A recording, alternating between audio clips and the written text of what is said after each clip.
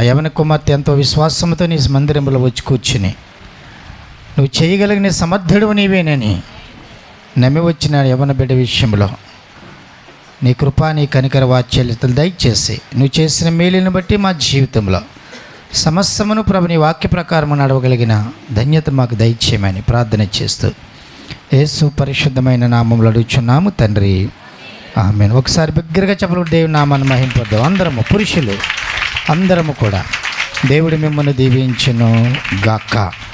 ఈరోజు ఒక ప్రత్యేకమైన సందేశం ఇవ్వడానికి ప్రభు యొక్క ఆత్మ ప్రేరేపణ బట్టి మన మధ్య సేవకురాలు సిద్ధంగా ఉన్నారు కనుక తెల్లవారుజామున ప్రార్థన చేస్తున్న వేళలో ప్రభు మాట్లాడుతుండగా నీ వర్తమానం నీ రోజు సంఘమునకు ఘనమైన స్థితిలో ప్రభు వాక్కు నీ నోట ఉంటుందని నేను తెలియజేసినప్పుడు విశ్వాసంతో ఆమె సిద్ధపాటుగా ఉంది కనుక సిద్ధపాటు అయినటువంటి సేవకురాలు యొక్క ప్రతి ఒక్క మాట మన హృదయమును తాకాలి, మన జీవితంలో వెలుగులై సమస్తమును పొందే బిడ్డగా మనం ఎలా ఉండాలి, సంఘంలోనే కాదు, గృహంలోనే కాదు, బిడ్డల యందే కాదు, భర్త యందే కాదు, మనం ఎలా జీవించాలి సమాజంలో, దేవుని యొక్క రాజ్యముకి వెళ్ళాలంటే ఎలాంటి స్త్రీలుగా ఎలాంటి పురుషులుగా ఉండాలో ప్రభు వారి నోట బోరై వాడుకోవాలని ఈ సమయాన్ని చెబలు కొడుతూ ప్రేమపూర్వకంగా ఆమెకు అప్పగిస్తున్నాం. దేవుడు దీవించును గాక.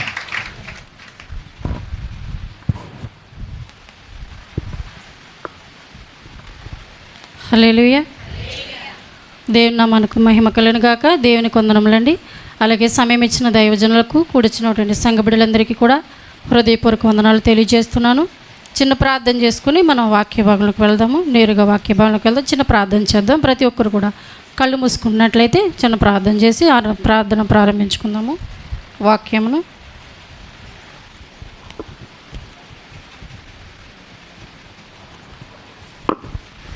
మహాగణుడ, మహోన్నతుడ, పరిశుద్ధుడ, ప్రేమ కలిగిన మా ప్రియ పరలోకపు తండ్రి, మీ ఘనమైన శ్రేష్టమైన నామమునకు వందనములు, స్తుతులు, స్తోత్రములు చెల్లిస్తున్నాము. దేవి ఇప్పటి వరకు వాక్యం ద్వారా ప్రభా ఇదిగో నాయన ఆరాధన యందు నడిపింపు యందు ప్రభా వాక్య పట్టణ విషయం నందు నీ కృప చూపి ఉన్నారు. మీకు వందనాలు, స్తోత్రములు. ఇక ముందు తండ్రి ప్రభా ఇదిగో వాక్యం ద్వారా మీరే మాతో మాట్లాడండి, మమ్మల్ని బలపరచండి. మేము ఈ లోకంలో ఏ విధంగా జీవించాలి, నీ యొక్క రాజ్యమును ఏ విధంగా సొంతం చేసుకునాలి, యహలోకంలో తండ్రి నీవు మాకు ఇచ్చినటువంటి ప్రభా సంతానమును తండ్రి ప్రభా ఇదిగో కుటుంబీకులందరూ ఏ విధముగా ప్రభా నీ వైపుకు మలుచుకోవాలో ప్రభా ఇదిగో ఈ లోకంలో మాకు నేర్పించండి, బోధించండి. అన్ని విషయంలోనూ బయలుపరిచే దేవుడు నీవు నాయన ప్రభా. అయ్యా తండ్రి ప్రతి ఒక్క కుటుంబమును మేమును ఆశీర్వదించబడుటకు తండ్రి ప్రభా నీ చిత్తానుసారమైనటువంటి నాయన ప్రభా వాక్య నడవడికలు మాకందరికీ దయచేసి దీవించి ఆశీర్వదించి వాక్యం చేత మమ్మల్ని అందరినీ బలపరచమని యేసునామములో ప్రార్థన అడిగి వేడుకొంచున్నాం పరమ తండ్రి, ఆమేన్. అందరికీ వందనాలండి. దేవుని యొక్క పరిశుద్ధ గ్రంథం నుంచి సామెతలు గ్రంథము 31వ అధ్యాయము 30వ వచనం చదువుదాము.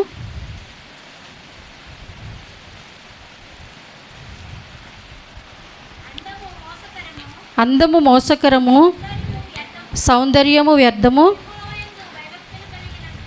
యెహోవా యందు భయభక్తులు కలిగిన స్త్రీ కొనియాడబడును. చేసిన పనిని బట్టి అట్టి దానికి ప్రతిఫలం ఇయ్యదగును. గౌనుల యొద్ద ఆమె పనులు ఆమెను కొనియాడును. చాలండి. ప్రియమైన దేవుని బిడ్డలారా, దేవుని యొక్క పరిశుద్ధ లేఖనం సెలవిస్తున్న మాట ఏంటంటే, జ్ఞాని అయిన సొలొమోను గారు వ్రాస్తున్నటువంటి మాట, యెహోవా యందు భయభక్తులు కలిగిన స్త్రీ కొనియాడబడుతుంది అంటండి. ప్రియమైన దేవుని బిడ్డలారా, క్రైస్తవులు జీవితంలో జీవిస్తున్న ప్రతి ఒక్కరు కూడా కొనియాడబడిన బిడ్డలుగా, కొనియాడబడిన స్త్రీగా కానీ, కొనియాడబడినటువంటి పురుషునిగా కానీ ప్రతి ఒక్కరూ కూడా మనం ఈ లోకంలో జీవించాలి. ఎందుకంటే సంఘము సాక్ష్యం ఇవ్వాలి. మనం కొనియాడబడిన వారము, పురుషులము, స్త్రీలమని సేవకుడు సాక్ష్యం ఇవ్వాలి.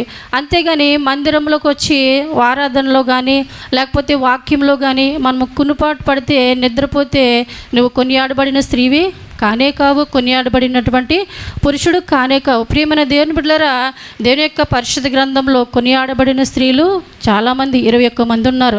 అలాగే కొనియాడబడినటువంటి పురుషులు కూడా ఉన్నారు. అబ్రహాము ఇతడెంత ఘనుడో చూడుడి, మరి కొనియాడబడినటువంటి పురుషుడని దేవుని యొక్క పరిశుద్ధ లేఖనం సెలవిస్తుంది. అంత మాత్రమే కాదు, మరి దానియేలు కొనియాడబడ్డాడు, దావీదు కొనియాడబడ్డాడు, నోవాహు కొనియాడబడ్డాడు. మరి దైవజనులు కానీ ప్రవక్తలు కానీ ప్రతి ఒక్కరు కూడా కొనియాడబడిన పురుషులే, అలాగే ప్రతి ఒక్క స్త్రీ కూడా కొనియాడబడిన స్త్రీలే.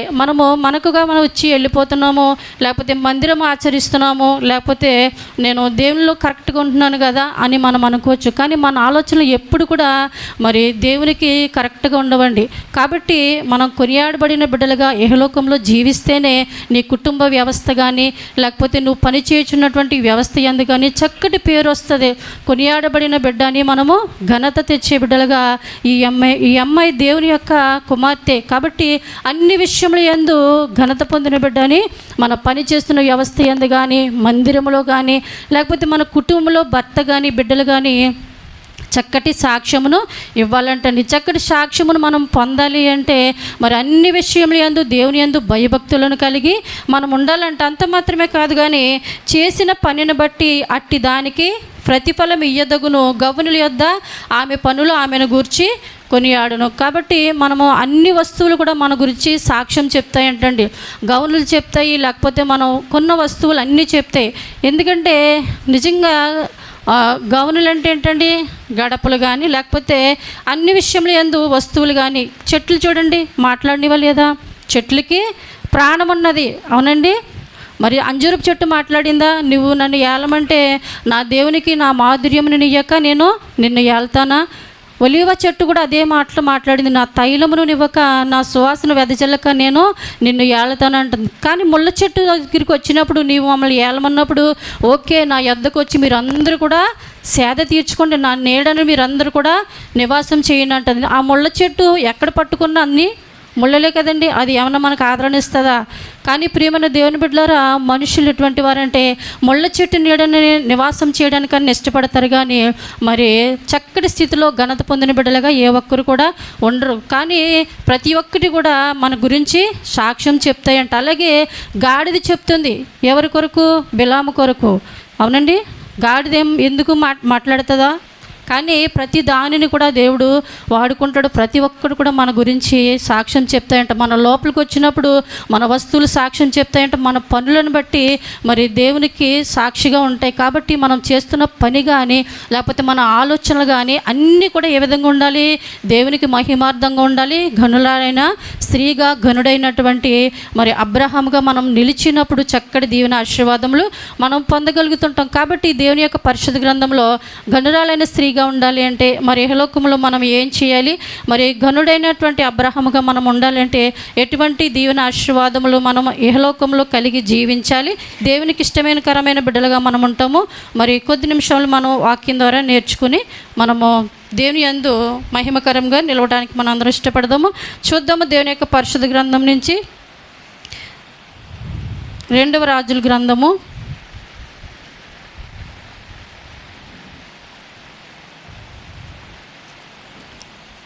2వ రాజుల గ్రంథము 4వ అధ్యాయము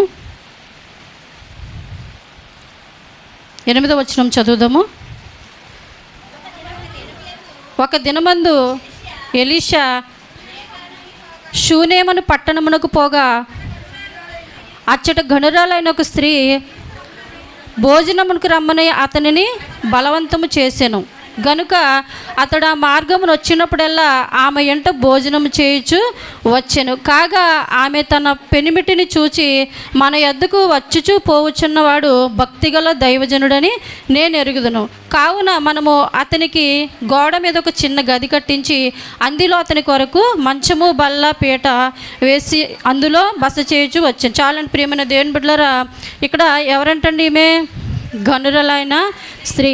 షూనేము పట్టణం అన్నమాట. ఆ పట్టణంకు మరి దైవజనుడు ఎలీషా వచ్చినప్పుడు ఆమె దైవజనుడిని పిలిచి, అయ్యా నువ్వు ఈ స్థలమునకు వచ్చినప్పుడల్లా మరి మా ఎంట ఉండాలి, మా ఎంట బస చేయాలని ఆమె ఎంతో ప్రాధేయపడుతూ బలవంతము చేస్తూ ఉన్నదంట. ప్రియమైన దేవుని బిడ్డలారా, ఘనురాలైన స్త్రీగా నువ్వు ఘనత పొందాలి దేవుని మందిరంలో కానీ లేకపోతే నువ్వు ఎక్కడికైనా సువార్థికురాలుగా సువార్తకి వెళ్ళినప్పుడు కానీ, లేకపోతే ఎవరికైనా ప్రార్థన చేసినప్పుడు కానీ, లేకపోతే అనేకుల పట్ల నువ్వు దేవుని మాటలు సంభాషించినప్పుడు కానీ, మొట్టమొదటి నువ్వు తెలుసుకోవాల్సిన విషయం ఏంటంటే నువ్వు యాజకుని యాజకునికి నమ్మకంగా జీవిస్తున్నావా లేదా?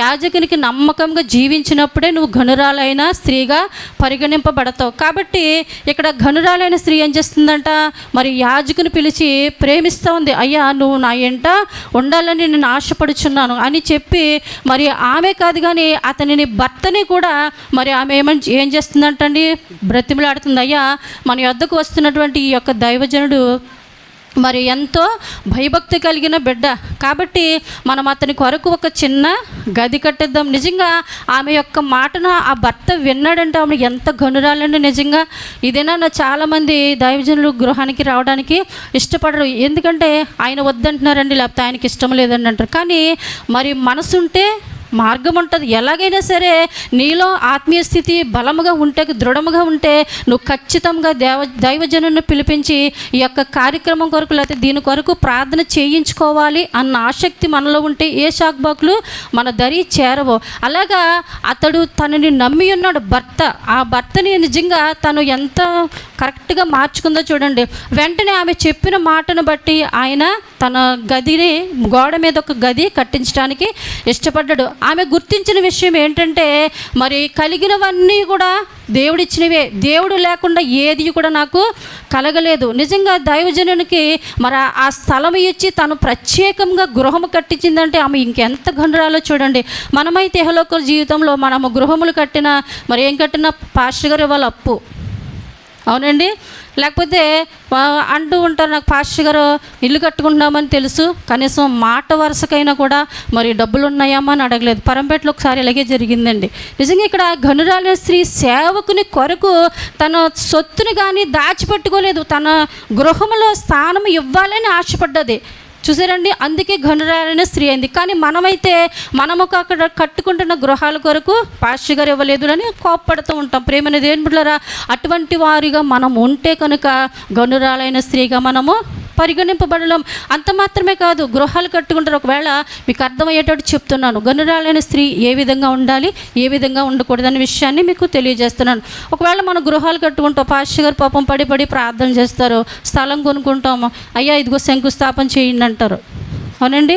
ఒకవేళ ఆ స్థలం దగ్గరికి శంకుస్థాపనకి వెళ్ళినప్పటికీ మరి నిజంగా మొట్టమొదటి రాయి పాస్టర్ గారి చేత పెట్టిస్తారేమో, చుట్టూ ప్రదక్షిణ చేస్తారా, గొయ్యి చుట్టూ గొయ్యి తీసిన తర్వాత పాస్టర్ గారు ఫస్ట్ రాయి పాస్టర్ గారికి ఇవ్వరండి. అయ్యగారు, మా బావగారు వాళ్ళ పిల్లలు కొడుకండి, కోళ్ళని మొట్టమొదటి రాయి వారితో పెట్టించండి అంటారు. ఇది ఎవరైనా తెలుసా, గణహీనులు, గనురాలైన స్త్రీలు కారు. అటువంటి వారికి మనం ఎవ్వరం కూడా ఉండొద్దు.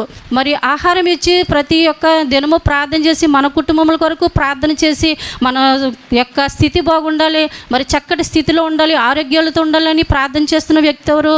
దైవజనులైతే ఒకవేళ వేరే వాళ్ళతో పెట్టిస్తారు, అది తప్పని నేను అనడం లేదు. కానీ మొట్టమొదట నువ్వు ఆ రాయి పెట్టించేటప్పుడు మరి ఏ దంపతుల చేత అయితే పెట్టిస్తున్నావో ఆ దంపతులకి రక్షణ ఉందా? ఉండదు. పడి ప్రార్థన చేసింది ఎవరు?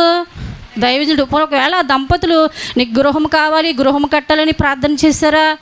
ప్రార్థన చేయరు. కానీ వారికి ఎందుకు ఇస్తున్నావు సమయము? ఘనత. ఎవరికి? నీకు ఘనత తెచ్చుకోవడానికి. అమ్మో ఎంత ఘనత నా పిన్ని నాకు ఇచ్చింది, లేకపోతే మా బాబాయ్ నాకు ఇచ్చాడు, మా బావగారు ఇచ్చారని వచ్చి చెప్పుకోవడానికి, వారి దృష్టిలో నీవు ఘనత పొందడానికి నీవు వారికి సమయం ఇచ్చావు. కానీ మరి పడి ప్రార్థన చేస్తున్న సంఘాన్ని పిలువనంపించావా, లేకపోతే దైవజనుని పిలువనంపించావా? సంఘ కార్యక్రమాలకి సంఘస్థులను ఎవ్వరూ పిలవరండి. ఎవరిని పిలుస్తారో ఒక 10 మంది బయట వారు వస్తారండి, మా చుట్టాలు వస్తారండి, చుట్టాలతో చక్కబెట్టేసుకుంటాం. ఇటువంటి వారిగా ఉంటే మనం ఘనులైన స్త్రీలుగా పరిగణింపబడలేం. ప్రియమైన దేవుని బిడ్డలారా, కాబట్టి గృహప్రవేశం చేస్తారు, గృహం అయిపోతుంది. గృహం అయిపోయిన తర్వాత మరి ఆ రిబ్బన్ కటింగ్ వస్తుంది. పొనిపై బెడ్రూమ్ పాస్టర్ గారికి ఇస్తారేమో అనుకుంటారు. పాస్టర్ గారికి ఎవరు? ఇదిగోండి మా వియ్యపురాలు వియ్యంకడని ఫస్ట్ బెడ్రూమ్ వీళ్ళు కట్ చేయాలంటారు. పోనీ సెకండ్ బెడ్రూమ్ అయితే పాస్టర్ గారికి ఇస్తారనుకో, సెకండ్ బెడ్రూమ్ కూడా ఇదిగోండి మా అబ్బాయి మా ఇల్లుడు చేస్తారు, మా కోడలు చేస్తారని అంటారు. ప్రియమైన దేవుని బిడ్డలారా, కానీ దేవునికి నువ్వు సమయం ఇవ్వటం లేదు అని నువ్వు గుర్తించినట్లయితే ఖచ్చితంగా మరి దేవుడు ఘనురాలైన స్త్రీగా నిన్ను పరిగణిస్తాడు. కాబట్టి మనం చేస్తున్న పనులు కానీ ఆలోచనలు కానీ మనము దేవుని మీద పెట్టమండి. ఏం చేస్తున్నామో చేసేసామా లేదా, అయిపోయిందా లేదా, నలుగురు చెప్పేసుకున్నారా లేదా అని దీని మీదే ఉంటాం తప్ప మనం చేస్తున్న పని కరెక్టా కాదా, దేవునిని సంతోషపడుతున్నామా లేకపోతే దేవునిని మనము దుఃఖపెడుతున్నామా అన్నది మనం ఆలోచించగలిగినట్లయితే ఖచ్చితంగా నీవు వర్ధిల్లుతావు, నీ భర్త వర్ధిల్లుతాడు, నీ యొక్క కుటుంబం కూడా వర్ధిల్లుతుంది. అంత మాత్రమే కాదు, అయ్యా నా బిడ్డకి వివాహం కావాలి జరగట్లేదు అంటాం. ఒకవేళ వరుడు బాగుంటే వధువు సమకూర్చబడాలి. ఎంత ప్రార్థన చేస్తే మరొక జత కట్టబడుతుందని నిజంగా.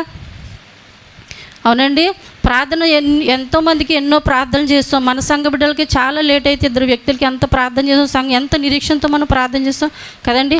దేవుడు ఇచ్చాడు, ఘనమైన సాక్ష్యం ఇచ్చాడు. ప్రియమైన దేవుని బిడ్డలారా, మరి ఆ సంఘ కాపరి కానీ మరి యొక్క సంఘ విశ్వాసులు కానీ ఎంత పట్టుదల కలిగి ఉపవాసాలు ఉండి ప్రార్థనలు చేస్తారు. కానీ ఆ వివాహ స్థితి వచ్చేటప్పటికి, ఆ వివాహ సమయం వచ్చినప్పటికీ మరి స్థానిక దైవజనుడు వివాహం చేయడానికి ఒప్పుకోరండి. ఎవరికి ఇస్తారు వివాహ రిజిస్టర్ ఎవరైనా వేరే పెద్దదే చూడు, కోట్ ఉండాలి, షూట్ ఉండాలి, మరి చక్కగా మరి అందంగా ఉండాలి కదండి. నిజంగా ఇటువంటి పనులన్నీ కూడా దేవునికి చాలా కోపం వచ్చేటువంటి పనులు. నువ్వు గనురాలైన స్త్రీగా ఉండాలంటే సంఘ కాపరిని గుర్తించాలి. ఫస్ట్ నా కొరకు, నా బిడ్డల కొరకు నేను అనారోగ్య స్థితిలో ఉన్నప్పుడు మరి నా కాపరి నా కొరకు ప్రార్థన చేశాడు. మనమైతే అంటాము, మా పాస్టర్ గారు ప్రార్థన చేస్తే గొప్ప కార్యాలు జరుగుతాయండి, మా పాస్టర్ గారు ప్రార్థన చేస్తే అనేకమైన కార్యాలు చేస్తాడని అందరికీ చెప్తాం. అందరికీ చెప్పే విశ్వాసం నీకు ఉంది, కానీ ఒక్కరిని మందిరంలోకి నడిపించేటువంటి భక్తి మనలో లేదు. చూసారండి ఎంతలాంటి స్థితిలో మనం ఉన్నామో. గనురాలైన స్త్రీలుగా మనం ఎలా పరిగణింపడతాం ప్రియమైన దేవుని బిడ్డలారా. కాబట్టి మరి మనం గనురాలైన స్త్రీగా ఉండాలి అంటే కొన్ని విషయములందు మనము చాలా కరెక్ట్గా ఉండాలండి. కరెక్ట్గా లేనప్పుడు మరి మనం చేయలేము. అలాగా వివాహ రిజిస్ట్రేషన్ మందు కూడా మరి స్థానిక దైవజనులకి ఇవ్వరుగానే ఎవరో ఎక్కడి నుంచి వచ్చినటువంటి పాస్టర్ గారికి ఇస్తారు. ఎందుకంటే ఆ ఫీజు స్థానిక దైవజనుడు తింటే మరి ఇంకా ఎదిగిపోతారు అనుకుంటారు, ఏమో తెలియదు, కానీ ఘనతలు కోరుకుంటారండి చాలామంది. కానీ మరి దేవుని యొక్క వాక్యం సెలవిస్తూ ఉంది, గొర్రె పాలు తాగి దైవజనుడు బ్రతకాలంట. మీరు ఎలాంటి పనులు చేస్తే, మనం ఎలాంటి పనులు చేస్తే స్థానిక దైవజనులు ఎలాగ పోషించబడతారు? ఈ గనురాలని స్త్రీ అలాగనుకోలేదండి. సేవకుని పిలిచి, నీవు నా ఎంట ఉండాలి, నీవు వచ్చినప్పుడల్లా నీ యొక్క పాదధూళి నా యొక్క గృహంలో నువ్వు దులపాలయ్యా. కాబట్టి మరి భర్తను కోరుతుంది, అయ్యా గొప్ప దైవజనుడు, ప్రార్థనపరుడు కలిగినటువంటి దైవజనుడు, కాబట్టి ఆయన మన ఎంట మరి ఉండాలని నేను ఆశపడుతున్నాను. కాబట్టి మనకున్న స్థలములోనే, స్థలము కొంచెమైనా మరి ఆమె హృదయం ఎంత విశాలంగా ఉందో చూసారండి. ఉన్న స్థలము కొంచెమైనా మరి ఆ స్థలములో మరి ఆ యొక్క దైవజనుడికి మందిరం గది కట్టించాలని ఆమె ఆశపడుతూ ఉన్నది. ప్రియమైన దేవుని బిడ్డలారా, దానికి భర్త కూడా ఏమి అబ్జెక్షను పెట్టలేదండి. అలాగా మరి ఆ దైవజనుడు ఆ యొక్క గనురాలిన స్త్రీ హృదయాన్ని మరి ఎంత సంతోషించాడో నిజంగా. ఆయన అంటూ ఉన్నాడు, గెహజీని పిలిచి, అయ్యా మరి ఈ గనురాలైన స్త్రీ మన పట్ల ఎంత భక్తి శ్రద్ధలు చూపుతుంది, ఈమెకు నేను ఏమి ఇవ్వాలి? ఒకవేళ రాజుతో మాట్లాడి ఏదైనా సహాయం చేయాలా, లేకపోతే నా ద్వారా ఏమన్నా దేవుని ద్వారా ఏమైనా కార్యములు కావాలని అతను అడుగుతున్నప్పుడు ఆమెను పిలిచి అడగమంటున్నాడు. గెహజీని పిలిచి, సేవకుడు ఎలీషా అంటే గెహజీ అంటున్నాడు, అయ్యా మరి ఈమెకి గర్భఫలం లేదు, సంతానం లేదు, ఈమెకి ఒక సంతానం కావాలి అన్నప్పుడు వెంటనే దైవజనుడు మరలా ఈ ఏటికి ఇంకా ఆయన దైవజనుడు ఏమీ మాట్లాడలేదు. ఎంత మరి ఆమె చూపిన శ్రద్ధ భయభక్తులకి వెంటనే ఇచ్చాడంటే వరము. ఏమంటున్నాడు దైవజనుడు, మరలా ఈ ఏటి నాటికి నీ ఒడిలో చక్కటి బిడ్డ ఉంటాడు అని అంటున్నాడు. హల్లెలూయా. నిజంగా గొప్ప దీవెన వరమును ఇచ్చున్నాడు. సేవకుని ద్వారా మనం దీవెనలు పొందాలి తప్ప మరి నా కుమార్తె ఎలా చేసింది, నాకు ప్రాధాన్యత ఇవ్వలేదు, లేకపోతే అన్న ఉసురు మనం పోసుకోకూడదండి. ఒకవేళ స్థానిక దైవజనుడు ఉసురు పోసుకుంటే మనము దీవించబడలేం. కానీ ఏది మంచి ఏది చెడు అనేది జ్ఞానం నీకు ఉంది సుమా, నీకు తెలియదని అనుకోదు. కానీ కొన్ని సందర్భంలో మనం గ్రహించుకోలేం. కాబట్టి దేవుడు అందుకే వాక్యం ద్వారా మనతో మాట్లాడుతున్నాడు. కాబట్టి ప్రియమైన దేవుని బిడ్డలారా, ఆ గనురాలైన స్త్రీ చేసిన యొక్క విధానము, పని ఆ సేవకుని హృదయమును కరిగించి వెంటనే ఆమె గర్భఫలం పొందుకోవడానికి దేవుడు అవకాశం ఇచ్చాడు. అయితే మరి ఆమె అంటున్నది, అయ్యా నా భర్త ముసలివాడు, వృద్ధాప్యంలో ఇది ఎలాగ జరుగును అని తను సందేహపడుతుంది. నిజంగా దేవునికి అసాధ్యమైన కార్యములు ఈ లోకంలో ఏది లేదు. దేవుడు అనుకుంటే ఏ రీతిగానైనా మనకు చేయగలడు. ఒకవేళ దేవుడు అనుకోకపోతే అది ఎంత మనకు ప్రాధేయపడినా రాదు. ప్రియమైన దేవుని బిడ్డలారా, అయితే ఆ యొక్క భర్త ముసలివారు వారు అయితే మరి సారా జీవితంలో దేవుడు చేయలేదా? నిజంగా ఎంత గొప్ప కార్యము. సారా అంటుంది, అయ్యా నాకు స్త్రీ స్థానము నిలిచిపోయింది, కానీ ఇప్పుడు నేను ఎలాగ గర్భవతిని కాగలను అని అన్నప్పుడు దేవుడు అంటున్నాడు, దేవుని స్వరం వినబడుతుంది, సారా యెహోవాకు అసాధ్యమైనది ఏదైనా ఉన్నదా? హల్లెలూయా. దేవునికి అసాధ్యమైన కార్యములు అంటే ఈ లోకంలో ఏదీ లేదండి. ఒకవేళ నువ్వు అనుకోవచ్చు దేవుడు చేయడం లేదు, లేకపోతే ఇది ఆలస్యం అవుతుందని, కానీ నువ్వు గురిపెట్టి ప్రార్థన చేసినప్పుడు, మన నడవడికలు స్థిరముగా మనం నిలిచినప్పుడు ఖచ్చితంగా నువ్వు అడగనక్కర్లేదు, దేవుడే ఇవ్వగలడు. ఆమె అడిగిందా? గనురాలని స్త్రీ అడిగిందా? యాజకునికి అస్సలు తెలియపరచలేదు పిల్లలు లేరని. కానీ ఎవరికి తెలిసింది? దేవుడికి తెలిసింది. ఖచ్చితంగా మరి మరలా ఈ ఏటి నాటికి నీకు ఒక బిడ్డ ఉంటాడన్నప్పుడు ఖచ్చితంగా మరి ఆమె వడినే మరి చక్కటి బిడ్డని దేవుడు అనుగ్రహించున్నాడు. ప్రియమైన దేవుని బిడ్డలారా, మన జీవితంలో కూడా మనం ఇట్టి కార్యములు అద్భుతములు పొందుకొనాలి. గనురాలైన స్త్రీగా మనము ఉండగలిగినప్పుడే మరి దేవుని చిత్తాన్ని గుర్తెరిగిన బిడ్డలుగా, లేకపోతే ఇహలోకంలో కావాల్సిన మరి ఆశీర్వాదములు, సంపదలు, సిరులు అన్నీ కూడా దేవుడు అనుగ్రహిస్తాడు. ఏమైతే ఏది కూడా దాచిపెట్టుకోలేదండి. తనకు ఉన్న దానిలో మరి దేవుడికి ఇవ్వడానికి ఇష్టపడ్డది. పాస్టర్ గారు చెప్తూ ఉంటారు ప్రతి వారం కూడా, అమ్మ ఒక గుప్పుడు బియ్యం తీసుకురండి, ఒక గుప్పుడు బియ్యం తీసుకురండి. గనురాలైన స్త్రీ నువ్వైతే ఖచ్చితంగా రేపటి ఆదివారం నుంచి నువ్వు తెస్తావు. హల్లెలూయా. గనురాలైన స్త్రీవి నువ్వు కాకపోతే తేవు. ఇదే ఆన్సర్ దేవునికి. దేవుడు ఎందుకు మాట్లాడుతున్నావు? నువ్వు ఒకవేళ నువ్వు సిగ్గుతో తేవడం లేదో తెలీదు, లేకపోతే ఒకవేళ వచ్చేటప్పుడు హడావుడిగా మనం అర్జెంటుగా వచ్చేస్తూ ఉంటాం. ఆ సందర్భంలో నువ్వు తేవడం లేదో ఒకవేళ గుర్తు చేసుకుని ఖచ్చితంగా నువ్వు శనివారం వచ్చినప్పుడే నీ బ్యాగ్లో పెట్టుకో. నువ్వు ఎంత ఇస్తావు అంత ఇంతనే కొలత లేదండి దేవునికి.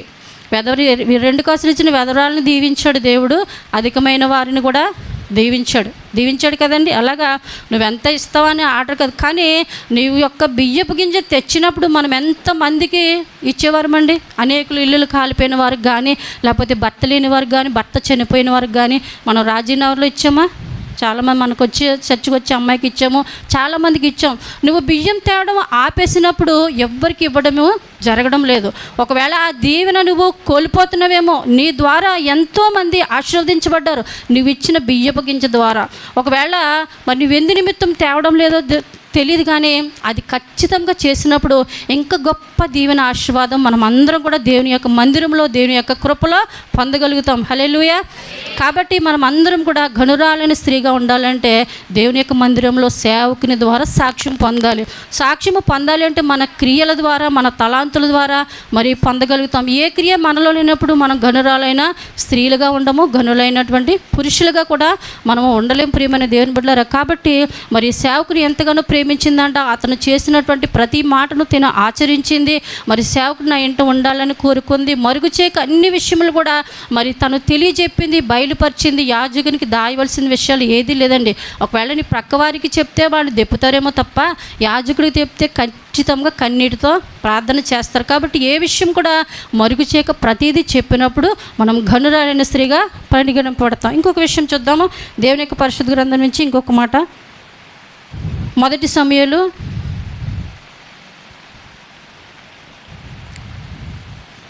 1వ అధ్యాయము 10వ వచనము.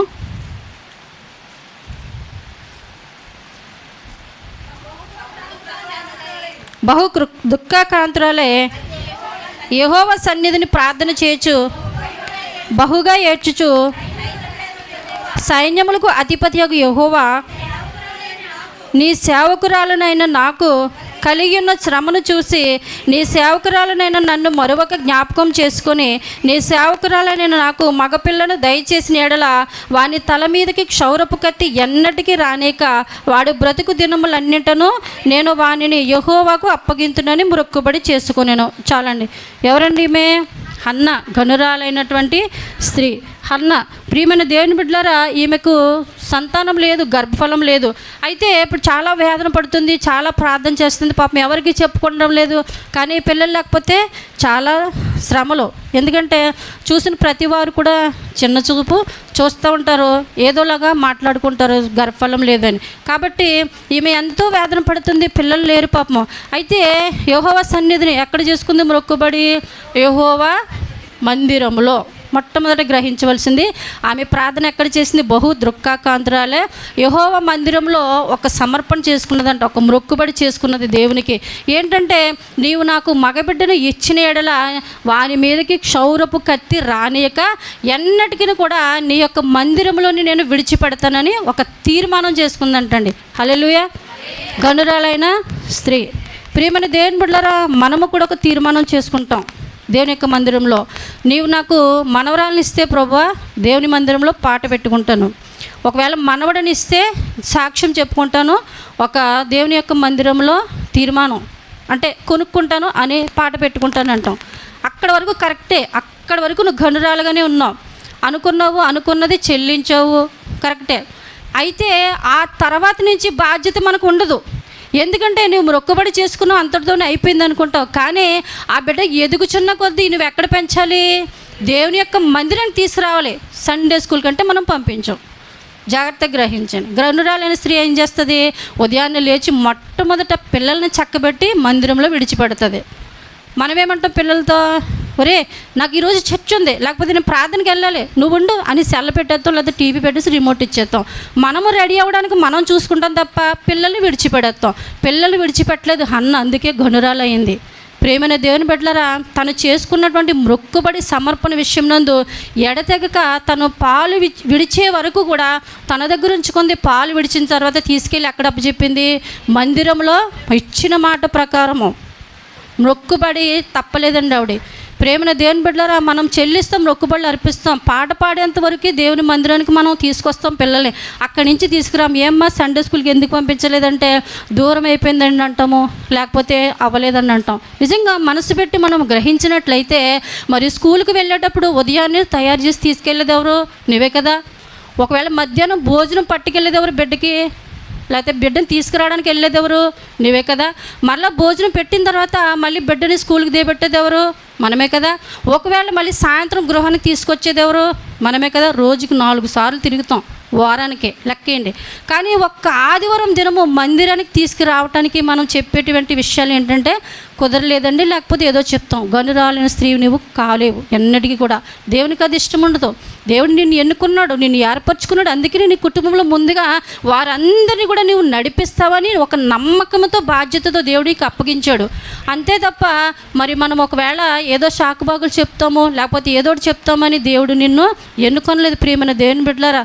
కాబట్టి దేవుని యొక్క మందిరంలో నమ్మకంగా మనము పెంచాలి. యూత్ మీటింగ్లు అవుతాయి, యూత్ మీటింగ్లకి పంపిస్తామా? పిల్లల్ని పంపించడండి. ఏ ఒక్కరు కూడా మెచ్యూర్ అయ్యేంత వరకే పంపిస్తారు. ఒకవేళ పంపించిన అడప కొంతమంది. ఒకవేళ ఆ బిడ్డ కూడా మెచ్యూర్ అయ్యిందంటే ఒక 10 మందిలో ఒక 5గురు డ్రాప్ అయిపోతూ ఉంటారు. ఎందుకంటే వయసుకు వచ్చిందండి. ఆ వయసులోనే దేవుడు కావాలి వారికి. ఇప్పుడు చూసారండి సెల్ ఫోన్లో మైనర్లు పాపనే చూసారండి ఎంత ఎలాగా. కానీ అందరూ కూడా స్టేట్మెంట్ ఇచ్చింది ఏంటంటే సెల్ ఫోన్ల ద్వారా బిడ్డలు పాడైపోతున్నారు. నిజానికి మా చిన్నతనంలో సెల్ ఫోన్లు అనేది మేము చూడలేదండి, మాకు తెలీదు. ఒక 15 సంవత్సరాల క్రితం నుంచే ఇవన్నీ వచ్చినాయి అనుకుంటా. సెల్ ఫోన్లు, ల్యాండ్ ఫోన్లు ఉండేవి. అప్పుడు ప్రపంచం అంతా బాగుంది.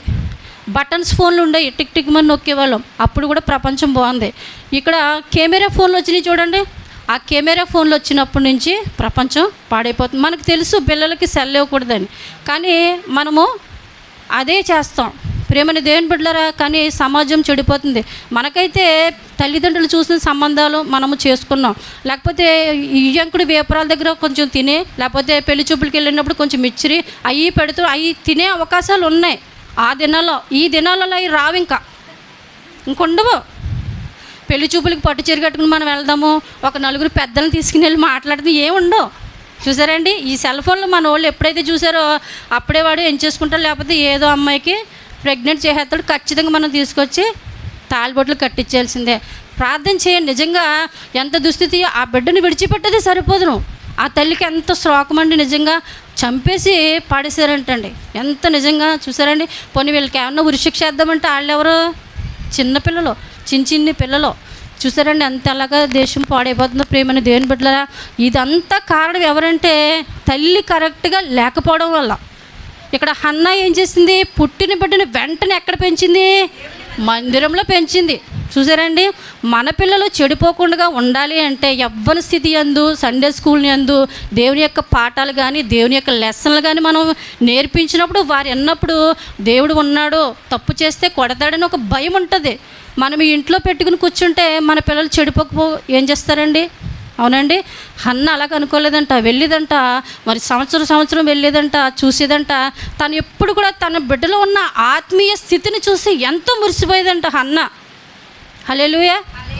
నా బిడ్డ దేవునిలో పెరుగుతున్నాడు, దేవుని యొక్క మందిరంలో పెరుగుతున్నాడు ఒక నమ్మకంతో తన బిడ్డని నిజంగా ఆ స్థితిలో చూసినప్పుడు ఒక స్థితిగా ఉండదంట. మనమైతే ఏం చేస్తాం? మన పిల్లలు మరి దేవుని యొక్క మందిరంలో విడిచిపెట్టడం కానీ, ఏ స్కూల్లో వేయాలా, లేకపోతే ఎక్కడ ఎంత దూరం పంపించేయాలా, అంత దూరం పంపించి అక్కడ చేస్తే వాళ్ళు బాగుపడరండి, మరికొంత చెడిపోవడానికి అవకాశం ఉంటాయి. మన దగ్గర ఉంటే కనుక అమ్మో నా తల్లి చూస్తాడు, లేకపోతే ఎక్కడైనా తిరిగితే నా తండ్రి చూస్తాడో, లేకపోతే ఎవరైనా చెప్తారేమో, లేకపోతే ఒక భయం ఉంటుంది. అక్కడ ఏ సిగరెట్ కాల్చినా మనకు తెలీదు, లేకపోతే ఏ బీర్ బాటిల్ ఎత్తేసినా మనకి తెలీదు. మనం డబ్బులు పంపించమంటే మనం పంపుతూ ఉంటాం. అలాగే 2-3 జాయిన్ చేశారండి. వాళ్ళు ప్రతి నిత్యము కూడా ఏడిపే పిల్లలు, చిన్న పిల్లల్ని తీసుకెళ్ళి దూరాన్ని జాయిన్ చేస్తారు. వారికి జ్వరాలు, తలపోట్లు, అప్పుడే మెచ్యూర్ అయ్యారు చిన్న పిల్లలు. వాళ్ళకి ఏం తెలుస్తుందండి? 1 నెల నుంచి పాపం తీసుకెళ్ళి జాయిన్ చేస్తారు. ఎంత బాధని నిజంగా. దేవుని యొక్క మందిరంలో పెరిగినప్పుడు, దేవుని యొక్క మరి కృపలో ఉన్నప్పుడు మన బిడ్డలు ఖచ్చితంగా దేవునిలో వర్ధిల్లుతారు. అన్న అయితే ఖచ్చితంగా నిజంగా మరి అన్నమాట ప్రకారము దేవునికి మందిరంలో మొక్కుబడి చేసుకున్నదంట. ఆ మొక్కుబడి తూచా తప్పుగా ఆచరించి దేవుని మందిరానికి ఆ బిడ్డను సమర్పించింది. దేవుని యొక్క పరిశుద్ధ గ్రంథంలో ఉంది, ప్రసంగి గ్రంథంలో. మరి దేవునికి నువ్వు మొక్కుబడి చేసుకొని నీ ఎడల దానిని చెల్లించుటకు ఆలస్యము చేయకు. ఒకవేళ నువ్వు ఆలస్యం చేసావనుకో, నీ దేహము శిక్షకు లోపరిచినంత పని నీ నోటి వలన జరగనీయకు. అది పొరపాటు వలన జరిగిందని నువ్వు ఎన్నటికీ కూడా దూత ఎదుట చెప్పకు. మొక్కుబడి చేసుకోకూడదండి, కానీ చేసుకుంటే ఖచ్చితంగా తీర్చాలి. అది గుర్తించింది హన్న. వెంటనే మరి దేవునికి మొక్కుబడి చేసుకుందే. దేవుడు ఇచ్చాడు, ఇచ్చిన దానిని బట్టి ఆమె దేవునికి ప్రకటించింది. యోప్తా చూడండి, యోప్తా అనుకున్నాడంట, ఒక మొక్కుబడి చేసుకున్నాడంట, అయ్యా ఈ యుద్ధమును నేను గెలిచినప్పుడు మరి నా ఇంటి దగ్గర నుంచి ఏదైతే ఎదురుగా వస్తుందో, పాపం అనుకున్నాడు, ఏ మేకపోతో లేకపోతే ఏ గొర్రెపోతే ఏదో ఒకటి వస్తుందని అనుకున్నాడు. అనుకుని చక్కగా సమర్పణ చేసుకున్నాడు. నా ఈ గేటు బయట నుంచి నేను యుద్ధం జరిగించి జయము పొంది, శత్రు సమూహం మీద జయం పొంది నేను గృహమునకు తిరిగి వెళ్ళేటప్పుడు నా ఇంటి ద్వారం నుండి బయటికి ఏదైతే వస్తుందో, అది ఏదైనా సరే, ఎంత రేట్ అయినా సరే, ఏదైనా సరే దానిని నీకు మొక్కుబడి బలిగా ఇస్తానయ్యా అని ఒక సమర్పణ చేసుకున్నాడంట. అన్న ప్రకారమే దేవుడు మరి యుద్ధంలో గెలిపించాడు, విజయము పొందాడు. మరి చక్కగా మరి తను చేసుకున్నటువంటి మొక్కుబడిని దేవుడు అంగీకరించాడు. హల్లెలూయా. అన్న ఏ విధంగా మొక్కుబడి చేసుకుంటే దేవుడు వెంటనే అంగీకరించి గర్భద్వారం తెరిచాడో, అలాగా తెరిచిన వెంటనే దేవునికి మొక్కుబడి ఆలస్యం చేయకూడదని తెలుసు కాబట్టి వెంటనే దేవుని మందిరానికి ఆమె అప్పగించేసింది. అలాగా ఈ యోప్తా కూడా ఒక మొక్కుబడి చేసుకున్నాడు. ఆ మొక్కుబడి ప్రకారం దేవుడు విజయం ఇచ్చాడు, గెలిచాడు. గృహానికి తిరిగి వెళ్తున్నాడు. తంబూరతో సితారతో జయం పొందారు కదా, వాయించుకుంటూ తిరిగి వెళ్తున్నప్పటికీ కరెక్ట్గా మరి తన గృహం యొద్దకు వచ్చేటప్పటికి మరి ఏవైతే ఎదురుపడుతుందని ఇస్తానని మొక్కుకున్నాడో, మరి అదే స్థలం యందు తన కుమార్తె ఎదురుగా వస్తుందంట. హల్లెలూయా. మరి దేవునికి ఇచ్చిన మాట ఏంటి? నా గుమ్మంలో బయటికి ఏదైతే ఎదురొస్తుందో దానిని నీకు నేను బలిగా ఇస్తానని మొక్కుకున్నాడంట. ఇప్పుడు ఆ మొక్కు చెల్లించాలా, లేకపోతే బాబు నా బిడ్డ గొర్రె మేక అని మానేయాలా? చెప్పండి. ఎందుకంటే నీ దేహము శిక్షకు లోబడినంత పని నువ్వు నీ నోటి ద్వారా చెయ్యకు. ఎందుకంటే ఆ మొక్కుబడి చెల్లించకపోతే నిత్య నరకాగ్ని అపరిమితంగా నోరు తెరుచుకుని ఎదురు చూస్తుంది. సాధారణంగా మొక్కుబడులు అనుకుంటాం మనం. దేవుడు చెప్తున్నాడు, యెహోవా చేసిన ఉపకారంలో దేనిని మరువక మరి కృతజ్ఞతాస్తుతులు చెల్లించాలి. ఎందుకు చెప్తారు దైవజనులు? ఒకవేళ చెప్తూ ఉంటారు వాక్యంలో, కానుకలు అర్పించాలమ్మా, ఇది ఇవ్వాలి అది ఇవ్వాలని మనం అనుకుంటాం. మానవ స్వభావంగా మనం అనుకుంటాం, ఎన్నాళ్ళు బాగానే ఉన్నారు, ఈ మధ్య డబ్బులు అడుగుతున్నారని నువ్వు అనుకోవద్దు. నువ్వు గనురాలైన స్త్రీగా నువ్వు ఉన్నట్లయితే ఆలోచన చేస్తావు. ఎందుకంటే నువ్వు పాపం చేయొద్దని చెప్తున్నాడు కదా సేవకులు, లేకపోతే అవునా? ఏ విషయమైనా ఖండితంగా చెప్తున్నప్పుడు దేవునికి అర్పించాలన్న విషయాన్ని కూడా చెప్పకపోతే మరి మొట్టమొదటి ఎవరు వెళ్ళిపోతారు? నరకాగ్ని. ఎందుకంటే ఇందులో ఉన్న అన్ని విషయంలోనూ సేవకులు బయలుపరచాలి. అది దేవుడిచ్చిన పని. అందుకే దేవుడు సేవకులను ఎన్నుకున్నాడు. కాబట్టి అన్ని విషయాలు చెప్పాలి. చెప్పగలిగినప్పుడే మనకి తెలుస్తుంది. అవునండి, మనం చెల్లించినప్పుడు లేకపోతే ఆ విధంగా కరెక్ట్గా జీవించినప్పుడు దేవుని యొక్క రాజ్యంలో మనం అర్హులు. మన కుటుంబాన్ని నడిపించుకుంటాం మనం కరెక్ట్గా ఉంటే. మనము కరెక్ట్గా లేకపోతే భర్త పాడైపోతారు, పిల్లలు పాడైపోతారు, మన యొక్క చుట్టుపక్కల ఉన్న ప్రతి ఒక్కరు కూడా మనల్ని నమ్మరు, నమ్మకించరు. కాబట్టి ప్రియమైన దేవుని బిడ్డలారా, ఎప్పుడైతే ఈ ఆప్త సమర్పణ చేసుకున్నాడో యెహోవాకి ఇచ్చిన మాట ప్రకారము ఆ కుమార్తెని బలిగా ఇవ్వడానికి అతను అంగీకరించాడంట. అయితే బోరుని ఏడుస్తున్నాడు, మోకాళ్ళ మీద పడిపోయి ఏడుస్తుంటే ఆ కుమార్తె వచ్చి అంటుంది, ఆమె అనుకుంటుంది మా తండ్రి తిరిగి గెలిచి వచ్చాడు కదా, దేవుని శత్రు సమూహం మీద దేవుడి ప్రజలు గెలిచారు, దేవుడు గెలిచాడని సంతోషంతో వస్తున్నాడు కదా అని ఆ ఎదురు చూస్తూ వస్తుంది. ఈయనేమో మోకాళ్ళ మీద పడి బోరున ఏడుస్తున్నాడంట. అయితే కూతురు వచ్చి అంటుంది, కుమార్తె వచ్చి, ఈ తండ్రి నువ్వు ఎందుకు ఏడుస్తున్నావు అంటే అతను అంటున్నాడు, తండ్రి నేను యెహోవాకు ఒక మాట ఇచ్చానమ్మా అని. ఎందుకమ్మా ఏమి ఇచ్చావు తండ్రి ఆ మాట అంటే, నేను యుద్ధము గెలిస్తే నేను ఒక మొక్కుబడి చేసుకున్నాను, నాకు ఇంటి నుంచి ఏదైతే ఎదురుగా వస్తుందో దానిని బలిగా అర్పిస్తానని నేను మొక్కుకున్నానమ్మా, కానీ నువ్వు వచ్చావని ఆ తండ్రి చెప్పాడంట కుమార్తెకి. హల్లెలూయా. చెప్పినప్పుడు ఏ బిడ్డనైతే ఏమంటుంది? ఆ కుమార్తె ఎవ్వని బట్టి ఏం మాట్లాడు, తండ్రి నువ్వు యెహోవాకు మాట ఇచ్చావా, అయితే ఆ మాట ప్రకారం చెయ్యి. హల్లెలూయా. చూసారండి,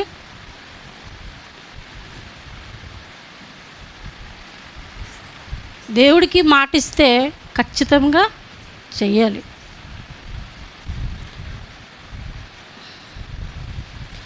మాట ఇచ్చి తప్పితే మనం గనురాలైన స్త్రీలం కాదు, గనులుగా మనము ఉండలేం. నోటి ద్వారా ఏదో అనేసుకుంటాం, ఏదో ఒప్పేసుకుంటాం. కానీ నిత్య నరకాగ్ని మన కొరకు అపరిమితంగా నోరు తెరిచి ఎదురు చూస్తుంది. కానీ ఆ బిడ్డ అంటుందంట, తండ్రి నువ్వు యెహోవాకి మాట ఇచ్చావా, ఆ మాట ప్రకారం నువ్వు చేయి. నువ్వు ఎట్టి పరిస్థితుల్లో నువ్వు నీ దేహము శిక్షకు లోపరిచినంత పని నువ్వు చెయ్యొద్దు. ఎందుకంటే తప్పు చేసి నువ్వు యెహోవా దృష్టిలో నీచుడు కావద్దు. నువ్వు మొక్కుకున్న దాని ప్రకారం చేయన్నప్పుడు ఖచ్చితంగా మరి ఆ బిడ్డ తండ్రి యొక్క మొక్కును తీర్చడానికి తను సహకరించిందంట. ప్రేమన దేంట్లో అలాగా హననీయ సప్పీరా ఉన్నారా? వారు ఏం చేశారంటే దేవుని సొత్తుని మరి దొంగిలించిన తర్వాత యాజకుడు వచ్చి అడుగుతున్నాడు, మీరు ఈ పొలం ఇంతకే అమ్మారంటే ఆమె ఏమంటుంది, ఇంతకేమో. అలా ఉన్నాం మనం. ఏది జరుగుతుంది, ఇది ఏది చెయ్యాలి, ఏది చేయకూడదు, మందిరంలో ఏ మాట అనాలి, ఏ మాట అనకూడదు. చాలామంది అయ్యా మేము ప్రార్థన పెట్టుకుంటామండి, కూటం పెట్టుకుంటాం అంటూ ఉంటారు. తర్వాత అమ్మాయి పలానా తారీఖుని కూటం పెట్టుకుంటానన్నావు కదమ్మా అంటే, అయ్యగారు మా బంధువులందరినీ పిలిచండి, ఒక మేకపోతుని వేసండి. చూసారండి, ఇచ్చిన మాట పాస్టర్ గారు పెట్టుకోమన్నారా? మన మాట, మన నోటి మాట, మన నడవడిక, మన ప్రవర్తన నెల మా ఇంట్లో ప్రార్థన పెట్టండి అంటారు. ఆ స్థితి వచ్చినప్పుడు అమ్మ ప్రార్థన పెట్టమన్నావు కదా తల్లి అంటే, అయ్యగారండి ఈ వారంకి బాగోలేదండి, లేకపోతే ఏదో ఒకటి సాకుబొక్కలు చెప్తారు. కానీ యోప్తా కుమార్తె అలాగనలేదంట. తండ్రి నువ్వు దేవునికి మొక్కుకున్నావా, ఖచ్చితంగా మొక్కుబడి నువ్వు చెల్లించు. అననీయ సప్పీరా అలాగే చేశారు. అననీయ అబద్ధం మాట్లాడాడంట. కానీ వచ్చి భార్యను అడుగుతున్నాడంట సేవకుడు, మీరు ఈ పొలం ఎంతకి అమ్మారంటే, ఆమె గనురాలిన స్త్రీ అయితే కరెక్ట్గా చెప్పును, నిజం చెప్పును, ఆమె గనురాలైన స్త్రీ కాదు. కాబట్టి అబద్ధపు మాటలు, దుష్ట ఆలోచనలు మన కంటి చూపు ద్వారా, మన తలంతుల ద్వారా మనకు తెలియకుండానే మరి జరిగిపోతాయి. ఇవన్నీ కూడా క్రైస్తవ జీవితంలో ఉంటూనే, రక్షణ తీసుకుంటూనే, మందిరాలు ఆచరిస్తూనే. అననీయ సప్పీరు కూడా మందిరాలు ఆచరించారు, దేవుని వెదకారు, దేవునితో తిరుగుతున్నారు, దేవుని శిష్యులతో వారు చేస్తూ ఉన్నారు. తెలుసు, అన్ని విషయాలు తెలుసు. కానీ వారు చేస్తున్న పని దుస్థితి ఏంటంటే అబద్ధపు మాట్లాడారు. అబద్ధం ఆడిన దానికి దేవుడు ఏమి విడిచిపెట్టాడా? వెంటనే అననీయను నువ్వు మెడ విరిగి చనిపోతావు. చనిపోయాడు, వెంటనే చనిపోయాడు, అక్కడికక్కడే స్పాట్లో చనిపోయాడు. ప్రేమైన దేవుని బిడ్డలారా, భార్య పోనీ ఏమైనా నిజం చెప్తుంది అనుకుంటే భార్యను అడిగితే భార్య కూడా అదే చెప్పింది. ఈ లోకంలో కలిగినవన్నీ కూడా దేవుడిచ్చినవే, దేవుడు లేక ఎవ్వరికి కూడా ఏమీ కలగలేదండి. కానీ అది దేవుడు ఇచ్చాడు. ఆ పొలం అమ్మితే ఎలా వచ్చిన వాళ్ళకి దేవుడు ఇచ్చాడు. దేవుడు ఇచ్చిన సంపదని తిరిగి దేవునికి ఇవ్వడానికి వారు ఎంత అజ్ఞానంలో ఉన్నారు చూసారా? దాచిపెట్టేసుకున్నారు. ప్రేమని దేవుని బిడ్డలారా, మనము కూడా అంతే. ఈ సంపద ఇదంతా ఎవరిస్తున్నాడు? మనకి దేవుడు ఇస్తున్నాడు. దేవుడు ఇచ్చిన దానిని దేవునికి ఇవ్వడానికి మనం అనుకుంటాం మొదటి నెల జీతము దేవుని మందిరానికి ఇస్తానయ్యా అనుకుంటాం. కానీ కొన్ని పరిస్థితుల కారణాల వల్ల ఇవ్వకపోవచ్చు. కొన్ని రెండో నెల అన్న అయ్యా నీకు మాట ఇచ్చాను అని ఇవ్వగలిగే స్థితిలో ఉంటామా? నెల నెల దశమ భాగం ఇస్తాం ప్రభు అనుకుంటాం. ఆ దశమ భాగం అంటే మనకు వచ్చే శాలరీలో 10,000 శాలరీ వస్తే అందులో ఎంత ఇవ్వాలి? మనము 1,000 రూపాయలు దేవునికి ఇవ్వాలి. కానీ అందులో 200 ఇస్తాం నెల నెల, లేకపోతే 300 మహా తప్పితే 500 తప్ప. ఎందుకంటే యోఫ్తా కుమార్ తలకు మాట్లాడలేదు. ఎందుకంటే ఆ మాటలన్నీ కూడా మనం ఎవరికి ఇచ్చాం? దేవునికి ఇచ్చాం. దేవుడు శిక్షిస్తాడు. ప్రేమైన దేవుని బిడ్డలారా, మన నోటి మాట ద్వారానే మనకి తీర్పు ఉంటుంది. కాబట్టి మరి అననీయ సప్ఫీరా వెంటనే మరణం పొందారు. అలాగే యోధ కూడా దాచిపెట్టుకున్నాడు. యోధ కూడా ఏమన్నా సంపాదించాడా?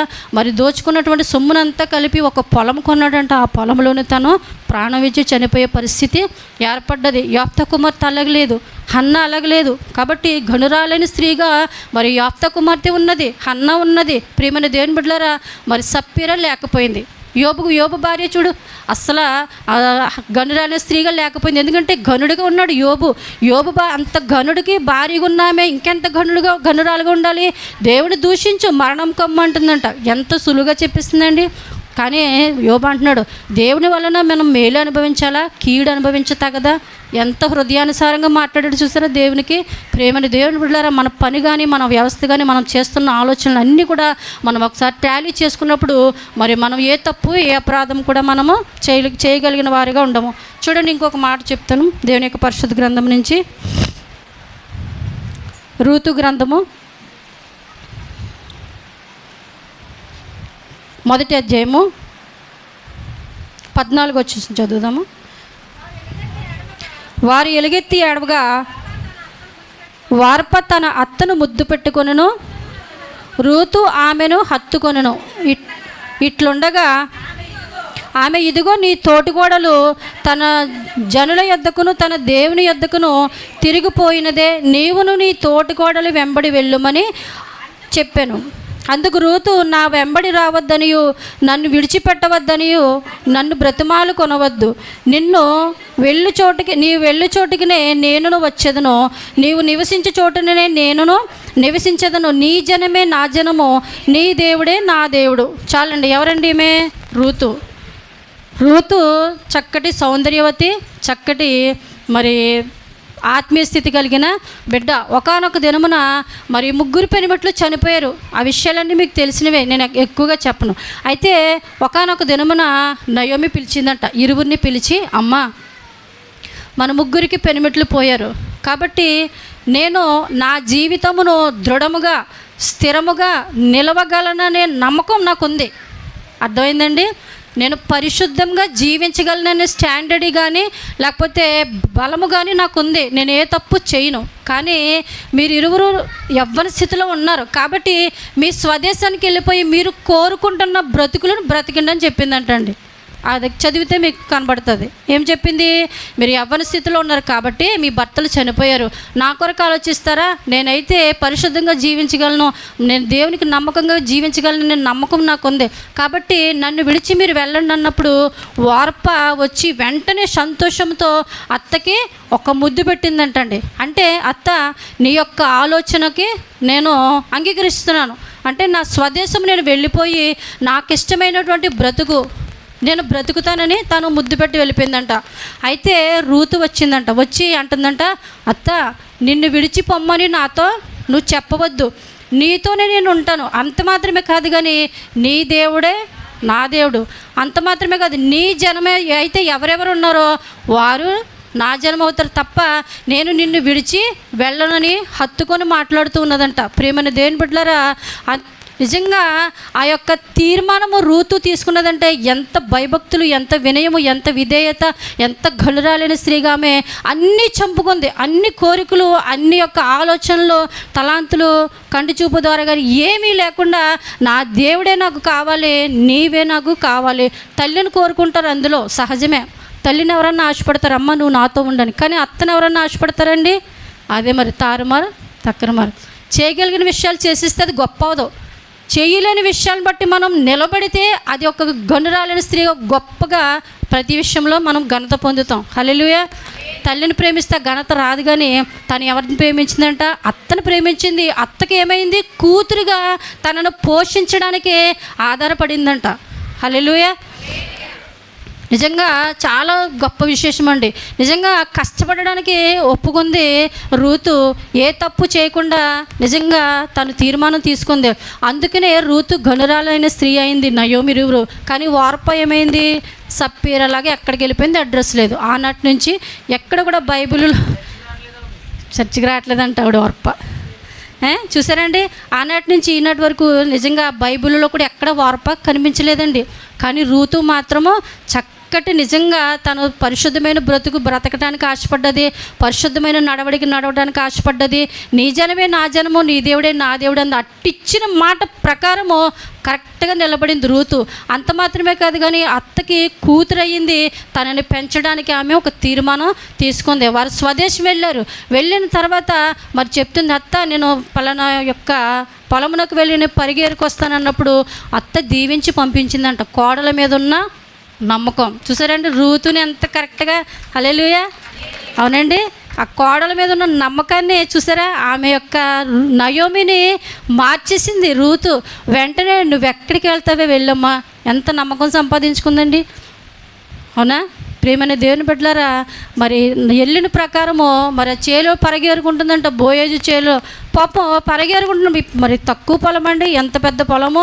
ఆ పొలంలో నమ్మకముగా ఆమె పరగేరుకుంటుందంట. ప్రతి పన కూడా మరి ఏ విషయంలో పనులు అనేకమైనవి ఉన్నాయి, కానీ అందులో తీసుకొనకుండా ఎట్టి పరిస్థితుల్లో తన కంటిని కానీ తన ఆలోచన కానీ మరి పెడచెవిని పెట్టలేదు. మరి యథార్థతను తను కోల్పోలేదు. కంటికి ఇంపుగా ఉన్నది పనులు, కానీ అందులో తీసుకుని దొంగిలించాలన్న ఆలోచన కూడా తనకి లేదు. అందుకే గనురాలైన స్త్రీగా మార్పు చెందింది ప్రేమైన దేవుని బిడ్డలారా. అలాగనే ఆమె పరగ ఏరుకుంటుందంట. ఆ పరగంతా కూడా మరి ఎవరు చూస్తున్నారు? బోయేజు చూస్తున్నాడంట. తన నడవడిక, తన ఆలోచన, నీ నడవడిక నా నడవడిక చూసేది ఎవరు? దేవుడు. ఖచ్చితంగా నిన్ను నువ్వు చూస్తాడు, నన్ను నువ్వు చూస్తాడు. ఒకనొక దినం నువ్వు అనుకోవచ్చు, ప్రభా నేను ఎంతో కష్టపడుతున్నాను, నా కష్టానికి ఫలితం లేదని. ఆయన ఎవరిని విడిచిపెట్టే దేవుడు కాదు. అందరికీ కూడా తగిన కాలమునందు ప్రతిఫలింపులు ఇచ్చే దేవుడు. ఒకవేళ ఆలస్యం అవుతుందంటే దీనికి టైం ఉంది. దేవుడు తగిన కాలమందు, ఆ తగిన కాలంలో ఇస్తేనే నువ్వు దాన్ని భద్రంగా కాపాడుకుంటావు. హల్లెలూయా. అది నీ బిడ్డ మారిపోయినా, లేకపోతే నీ భర్త మారిపోయినా, లేకపోతే నువ్వు వ్యాపారం అయినా, బిజినెస్ అయినా, ఏదైనా నువ్వు ఎంతో పడిపడి ప్రార్థన చేస్తావు, కానీ వెంటనే ఇచ్చేస్తే దాని యొక్క మహిమను నువ్వు గుర్తించలేవు. అబ్రహాముకి ఎంతో ఆలస్యంగా ఇచ్చాడు దేవుడు. అవునండి, అవునా? ఎంతో బహుగా ప్రేమించాడండి నిజంగా. అవునండి, ఆ సంతానం నుంచే జనములకు తండ్రిగా తల్లిగా అబ్రహాము మార్చబడ్డాడు. ప్రేమైన దేవుని బిడ్డలారా, నీ బిడ్డను కూడా విడిచిపెట్టడు, మన బిడ్డను కూడా ఎవ్వరు కూడా దేవుడు ఎన్నటికీ విడిచిపెట్టడు. ఆలస్యం అవుతుందంటే దాని వెనక, కీని వెనక మేలు దాగి ఉన్నదని మనం నమ్మాలి. అంతే తప్ప ఇంత మాత్రం దేవుడు నాకు ఇవ్వలేదని మనము సందేహపడవద్దు. దేవుని మీద ఎంత మాత్రం కూడా ఏ ఒక్కరు కూడా సందేహపడవద్దు. ఆయన అందరికీ, యేసుక్రీస్తు అందరికీ ప్రభువు.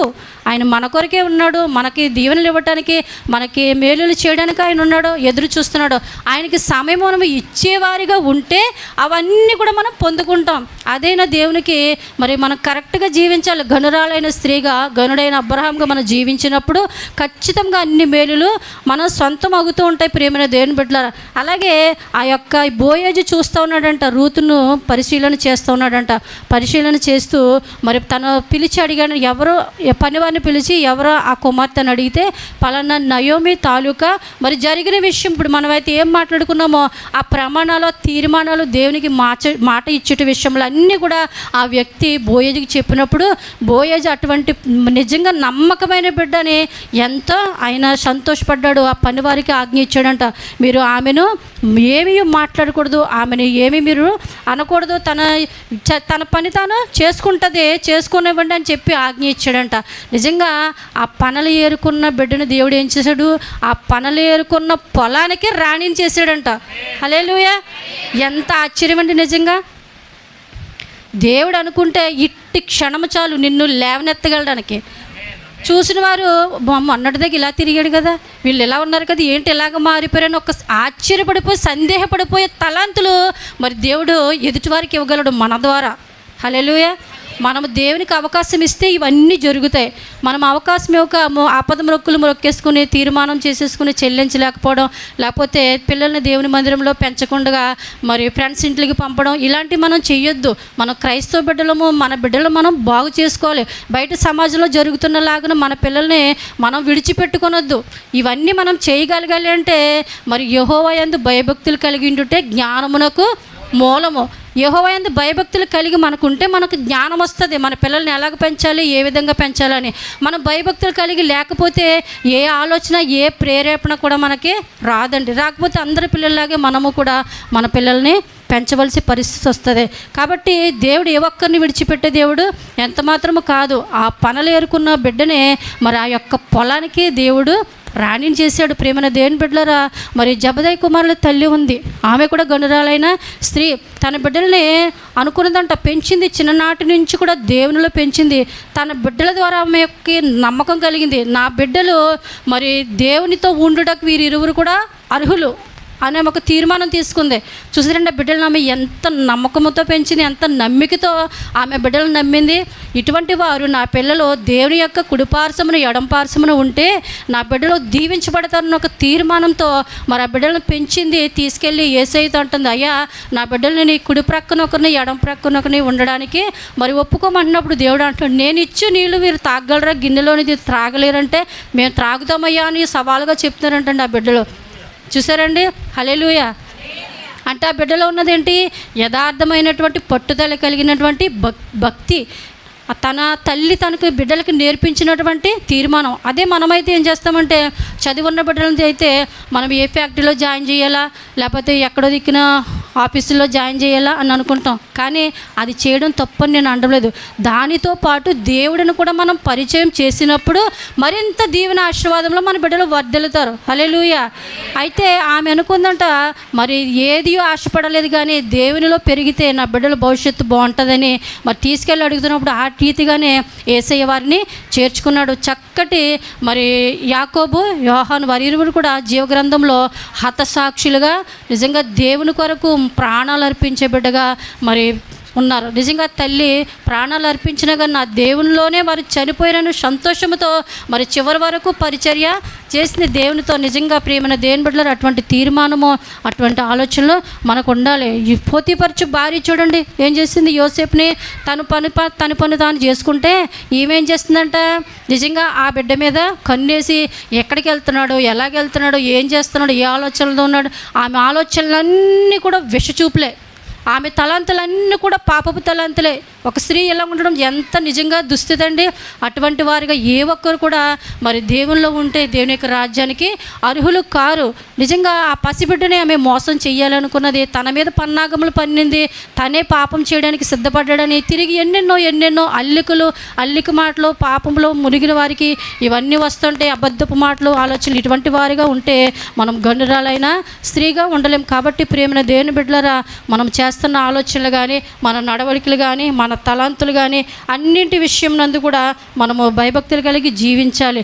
లోతు భార్య కూడా చూడండి, గనురాలైన స్త్రీగా కాలేకపోయింది. ఆమె ఏం చేస్తుంది, దేవుడు చెప్పాడు ఈ దేశమంతా కూడా, ఈ ప్రపంచమంతా కూడా పాపంతో నిండిపోయింది. కాబట్టి నేను మరి అగ్ని కణములు వేసి నేను కాల్చేస్తాను. కాబట్టి మీ కుటుంబాన్ని మాత్రం నేను తప్పిస్తున్నాను. అదైనా అబ్రహాము ప్రార్థన ద్వారా, అబ్రహాం ప్రార్థన చేస్తున్నాడు కుటుంబం పట్ల.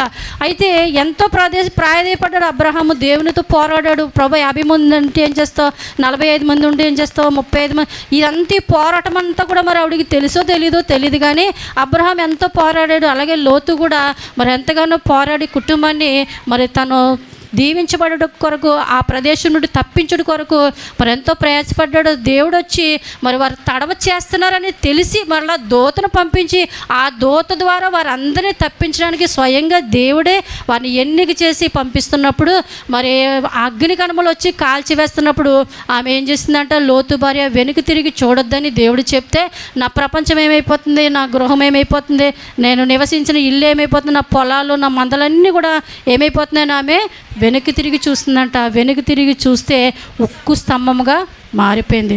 నువ్వు వెనక్కి తిరిగి చూసే బిడ్డగా నువ్వు ఉంటే ఒకనాడు పాపాన్ని విడిచిపెట్టేసావు, అయిపోయింది. మరలా దాన్ని నెమరు వేసుకోవద్దు. ఒకనాడు విగ్రహారాధనలోంచి నువ్వు బయటకు వచ్చేసావు, దేవుడు నిన్ను ఎన్నుకున్నాడు. నేను ఇంకా సాంప్రదాయాలు పాటిస్తాను, లేకపోతే ముహూర్తాలు పాటిస్తాను, నేను వెనక్కి తిరిగి చూస్తానంటే నువ్వు గనురాలైన స్త్రీవి కావు. ప్రియమైన దేవుని బిడ్డలారా, గృహాలు కడతారు, ముందుగానే ముహూర్తాలు చాలామంది చూపించుకుంటే గనురాలైన స్త్రీవి నువ్వు కాదు. ఎందుకంటే ఇటువంటి పనులన్నీ ఎవరు చేస్తారు? అల్పవిశ్వాసులు, అవిశ్వాసులు, దేవుని దూరముగా ఉన్నవారు, సాతాను సంబంధులు చేస్తారు అటువంటి పనులు. దేవుని పిల్లలు ఏం చేస్తారు? నా యాజకుడు రావాలి, నా దేవుడు రావాలి, నా బిడ్డల కొరకు ప్రార్థన చేయాలి. చాలామంది రక్షకులు కట్టించేస్తారు, జ్వరాలు అయితే. వీటి వల్ల ఫలితం ఏమీ లేదు. ఒకసారి విడిచిపెట్టేసాం అవన్నీ. దేవుడు నిన్ను ఎన్నుకున్నాడు, ఏర్పరచుకున్నాడు, ప్రత్యేకించబడిన బిడ్డగా గనురాలైన స్త్రీ వలె నిన్ను ఎన్నుకోవడానికి, నిన్ను చూసుకోవడానికి ఇష్టపడుతుంటే మరలా నేను తిరిగి దాని వైపుకి వెళ్తానంటే దేవుడు కూడా ఏమీ చేయలేడు. ఎందుకంటే పేతురు రాసిన పత్రికలో ఉంది, కుక్క తన వాంతికి తిరిగినట్టును, కడుగుపడిన పంది బురదలో దొల్లినట్టును మీ పట్ల ఈ సామెత నెరవేరి ఉన్నదని కొంతమందికి చెప్తున్నాడు. అల్పవిశ్వాసులైన వారికి, అవిశ్వాసులైన వారికి, దేవునిలో ఉంటూ దేవుని విడిచి వేరే ప్రపంచంగా జీవిస్తున్న క్రైస్తవులకు చెప్తున్నాడు దేవుడు. కుక్క వాంతి చేసుకుని ఏం చేస్తుందండి? మరలా అది తినద్దు, అవునా? పందిని కడిగి బురదలోకి వెళ్ళకుండా దాచిపెడితే మరలా అది బురద చూస్తే ఏం చేస్తుంది? ఆ ఎంత సబ్బుతో కడిగినా మరలా పంది వెళ్ళి బురదలో దొల్లుతుంది. అలాగా నువ్వు క్రైస్తవంలోంచి వచ్చావు, బయట ప్రపంచం నుంచి క్రైస్తవంలోకి వచ్చేసావు. మరలా నువ్వు ముహూర్తాలు చూస్తాను, విగ్రహారాధన చూస్తానంటే దేవుడు ఏం చేస్తాడు? అందుకే దేవుడు చెప్తున్నాడు, అటువంటి వారిగా నువ్వు ఉండొద్దు. పంది బురదలోకి వెళ్ళిపోద్ది, నువ్వు మనిషివి, నా బిడ్డవి, నా కుమార్తెవి, నా కుమారుడు, కాబట్టి నువ్వు అటువంటి పనులు చేయకూడదని దేవుని ఏర్పాటు. కుక్క వాంతి చేసుకుని తింటుంది అది, కానీ మనిషి అలా తింటాడా? అవునండి. అలాగే మీరు విగ్రహారాధన వైపు తిరుగుతున్నారు, ముహూర్తాలు పెట్టుకుంటున్నారు. అవన్నీ కూడా దేవుడు ఆకాశం నుండి మనలను పరిశీలన చేస్తున్నాడు. ప్రియమైన దేవుని బిడ్డలారా, గనురాలైన స్త్రీగా ఉండాలంటే మందిరంలోకి ఏది అలంకరణ? మీరే. అవునండి, సంఘమే అలంకరణ మందిరానికి. ఆ సంఘంలో ఉంటున్న నువ్వు ఇంకెంత అలంకరణగా ఉండాలి? అవునండి, నీ ఆత్మ నిజంగా ప్రార్థనాపూర్వకంగా అన్ని విషయములందు పరిశుద్ధాత్మ శక్తి కలిగిన బిడ్డగా, ఎదుటివారికి స్వార్థ పరిచర్య బోధించే బిడ్డగా నువ్వు అలంకరణగా మందిరంలో ఉండాలి. యాజకునికి నమ్మకంగా ఉండాలి. నా పలానా సహోదర, ఆ సహోదరి ప్రార్థన చేసిందని ఖచ్చితంగా కార్యం జరుగుతుందని ఒక సాక్ష్యం పొందాలి సంఘంలో. ఒక పలానా సహోదర కన్నీటి ప్రార్థన తప్ప ఆమె మరి ఏమి చేయదని ఒక సాక్ష్యం పొందాలి. అంతే. తర్వాత పలానా సహోదర చర్చిలో ఉపాలంకరణలన్నీ ఆమెకు ఉంటుంది, ఏదైనా సంఘం కొరకు ఆమె ఆలోచన చేస్తుందన్న ఒక సాక్ష్యం మనము సంపాదించుకోవాలి. అంతే తప్ప మొక్కేసుకుని చెల్లించకుండా ఆగిపోయి ఏదో సాకుబాకులు చెప్పి, లేకపోతే నాకెందుకులే మందిరంలో ఎవరెవరు కుట్టిస్తే నాకెందుకులే, ఎవరెవరు పోతే నాకెందుకులే అని ఎంత మాత్రం కూడా నువ్వు అనుకోవద్దు. ఘనత పొందిన బిడ్డగా ఉండాలి, గనురాలైన స్త్రీగా ఉండాలి. దేవునికి మందిరంలో నీ పిడికిలు విప్పాలి, నీ గుప్పులు విప్పాలి. నీ కలుగున్న దాంట్లోనే నువ్వు తెచ్చినప్పుడు సేవకుడు విశ్రాంతి దినమున పోషించబడతాడు. నీకు ఏది ఉంటే అది, నీకు యాపిల్ ఉంటే అవి 10 యాపిల్ ఉంటే 2 తెస్తే సాయంత్రము వాక్యమైన తర్వాత సేవకుడు కోసుకుని తింటే అది తింటే నీకే దీవెన, ఆశీర్వాదం. కాబట్టి మనం వట్టివారుగా వచ్చి వెళ్ళిపోయేవారుగా ఉండకూడదు. సమూయేలు దగ్గరికి సౌలు అలా రాలేదండి. యాజకుని దగ్గరికి నేను వెళ్తున్నాను, విశ్రాంతి ఏదో ఒకటి పట్టుకెళ్ళాలి, నా యాజకుడు తినాలి అని ఒక గనురాలైన స్త్రీగా మనకి తీర్మానం ఉండాలి. కాబట్టి అటువంటి వారుగా మనం అందరం ఉందాము. ఏ ఒక్కరూ కూడా అల్పవిశ్వాసులుగా ఉండొద్దు, అవిశ్వాసులుగా ఉండొద్దు. మన బిడ్డలు కూడా చక్కటి స్థితిలో మనం పెంచుదాము. ఏ విధంగా సమాజంలో పాడైపోతున్న బిడ్డలుగా మనం ఎంత మాత్రం కూడా నిర్లక్ష్యం చూపొద్దు. మందిరంలో సండే స్కూల్కి పంపిద్దాం, యూత్ మీటింగ్లో అయితే యూత్ మీటింగ్కి మనం పంపిద్దాం. ప్రతి ఒక్కరూ కూడా అటువంటి స్థితిలో ఉండాలని మనం అందరం కూడా ప్రార్థన చేసి మరి దైవజనులకు సమయం అప్పగిద్దాం. పరిశుద్ధుల వందనాలు, స్తోత్రములు. ఇప్పటివరకు వాక్యం ద్వారా మాతో మాట్లాడి మమ్మల్ని బలపరిచినందుకు నీకే వందనాలు, స్తుతులు, స్తోత్రములు. మా బిడ్డలు పెంచే విధానంలో మేము హన్నవలే నాయన ప్రభా, ఇదిగో తీర్మానం తీసుకోవాలి ప్రభా. అయ్యా తండ్రి ప్రభా, ఇదిగో మేము జీవించే పరిశుద్ధమైన నడవడి విషయమునందు ఋతువలే తండ్రి ప్రభా, ఇదిగో పరిశుద్ధత కలిగి ప్రభా ఒక తీర్మానంతో మేము జీవించాలి నాయన తండ్రి. గనురాలైన స్త్రీ అయితే నాయన యాజకుని పట్ల నాయన నమ్మకం చూపించింది ప్రభా. మేము కూడా అలాగే నమ్మకం కలిగి ప్రభా నీ మందిరంలో ఉపాలంకరణల కొరకు తండ్రి ప్రభా అలంకారంగా మేమందరం కూడా ప్రార్థనాపూర్వకంగా అన్ని విషయముల యందు సహోదరుల ఐక్యత కలిగి ఉండటం మేలు మనోహరం అన్న రీతిగా మేమందరం